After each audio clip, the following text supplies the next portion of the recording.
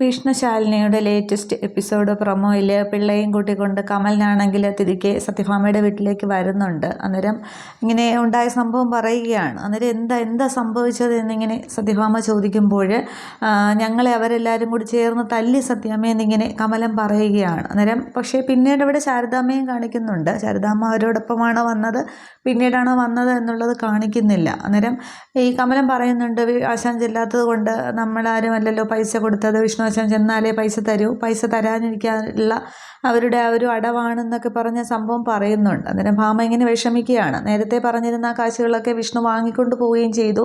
ആകെ കിട്ടാനുള്ളത് ഇതായിരുന്നു, അതും കിട്ടില്ല എന്ന് മനസ്സിലാവുകയാണ്. അന്നേരം മുന്നോട്ടുള്ള വഴി അടയുകയാണ് സത്യഭാമയ്ക്ക് അവിടെ. ഇനി ആ ഒരു പലിശ പിരിവായിട്ട് വിഷ്ണു ഇല്ലാത്തടത്തോളം കാലം ഭാമയ്ക്ക് അത് മുന്നോട്ട് കൊണ്ടുപോകാൻ സാധിക്കില്ല. എന്ത് ചെയ്യും എന്നുള്ള രീതിക്ക് നിൽക്കുകയാണ്. അതിനുശേഷമാണെന്ന് തോന്നുന്നു ശാരദാമ്മയോട് ഇങ്ങനെ വിശേഷങ്ങൾ പോയ കാര്യം എന്തായി എന്നുള്ളത് ചോദിക്കാനായിട്ട് വരുമ്പോൾ അവിടെ രാഘവൻ നായരാണെങ്കിൽ മോളിൽ നിന്ന് താഴേക്ക് ഇങ്ങനെ ആ സ്റ്റിക്ക് കുത്തി താഴേക്ക് പതിയെ ഇറങ്ങുമ്പോൾ ആ സ്റ്റിക്ക് ഇങ്ങ് തെന്നി പോകുന്നുണ്ട്. രാഘവൻ നായർ ഇങ്ങനെ കോണിപ്പടിയിലൂടെ താഴേക്ക് ഇങ്ങനെ നിരങ്ങി വന്ന് വീഴുകയാണ്. സ്റ്റിക്ക് അങ്ങ് ആദ്യം പോകുന്നുണ്ട്, പിന്നെ രാഘവൻ നായർ വീഴുന്നുണ്ട്, കണ്ണടയൊക്കെ ഇങ്ങനെ തെറിച്ച് പോവുകയാണ്.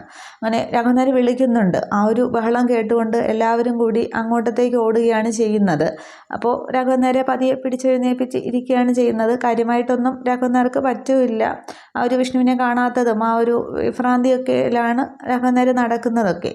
അതിനുശേഷം പൂജാമുറിയിലേക്ക് ശാരദാമ്മ പോകുന്നുണ്ട്. എന്നിട്ട് ആകെ കരഞ്ഞിങ്ങനെ തൊഴുതു നിൽക്കുകയാണ്. ആ ജ്യോത്സ്യം പറഞ്ഞ കാര്യങ്ങളൊക്കെ ആ ഒരു അപേക്ഷ എന്ന പോലെ വീണ്ടും ദൈവത്തിന് മുന്നിൽ ശാരദാമ്മ പറയുകയാണ് ചെയ്യുന്നത്. ചുറ്റും നിൽക്കുന്നവരെല്ലാം ഒരേ സ്വരത്തിൽ പറയുകയും പ്രവർത്തിക്കുകയും ചെയ്യുന്നത് വിഷ്ണു ഇനി വരില്ല എന്നാണ്. പക്ഷേ ശാലിനി പ്രതീക്ഷിച്ച് നിൽക്കുന്നത് വിഷ്ണു വരും എന്നുള്ള പ്രതീക്ഷയിൽ തന്നെയാണ് അവൾ എൻ്റെ മോൾ നിൽക്കുന്നത് എന്നിങ്ങനെ പറഞ്ഞ് കണ്ണൊക്കെ നിറഞ്ഞൊഴുകി ശാരദാമ്മ ഇങ്ങനെ തൊഴി കൈയോടെ പൂജാമുറിയിൽ നിൽക്കുകയാണ്.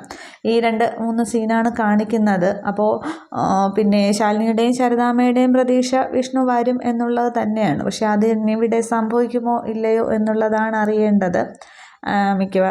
വിഷ്ണുവിൻ്റെ ആ ഒരു തിരിച്ചുവരവ് ഉണ്ടാകും. പക്ഷെ അതിന് എപ്പോഴാണെന്നുള്ളത് ഇവരിനി കാണിക്കുന്നില്ല. ഇനി കുറച്ചു കാലം ഇവരിങ്ങനെ ഇതേപോലെ സങ്കടപ്പെടുത്തി പോവുകയാണോ എന്നും അറിയില്ല. ശിവൻ്റെ ആ ഒരു കല്യാണമൊക്കെ മുടങ്ങുമോ, നടക്കുമോ? ഇനി ശാലിനിക്ക് കാവലായിട്ട് കുറേ കാലം ശിവനെയൊക്കെ ഇട്ട് എപ്പിസോഡ് പോയിട്ടേ വിഷ്ണു വരികയുള്ളൂ എന്നറിയില്ല. എന്താണെന്നുള്ളത് ബാക്കി മുന്നോട്ടുള്ള കഥയിൽ കാണാം. Okay, thank you.